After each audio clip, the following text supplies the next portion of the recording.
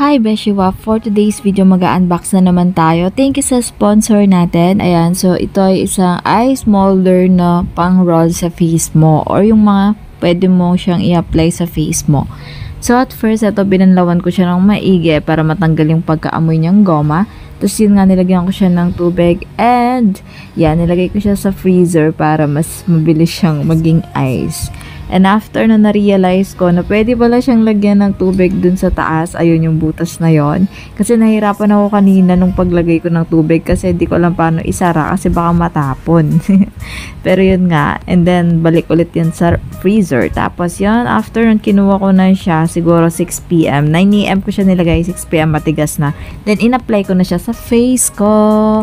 So, eto Beshiwa, hirap ako magbukas dyan. Sobrang tigas niya talaga. And then, na-apply ko na siya sa face ko sa lahat ng mga pimples and yung mga red blemishes. A lot of dirty faces na meron ako dyan. Dirty faces? Pakadami nun. And yun nga, ito ang result, mga Beshiwa. Ang ganda, nakaka-fresh. Nakaka-refresh pa. Ayan. No filter yan na selfie. Actually, di ako gumagamit ng no filter na camera kasi halatang halata mo yung mga pimples ko. And eto nga, ang itsura niya, malaki siya, Beshiwa, and okay naman yung texture ng goma niya, and di siya ganun kaamoy.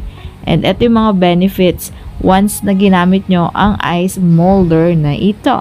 So, i-avail mo na siya, Beshiwa. Nasa TikTok shop ko yan. Subscribe, Katie's Vlogs. Katie's Vlogs on Instagram and YouTube, Katie's Vlogs. FB page, Katie's Vlogs. Bye, Beshi.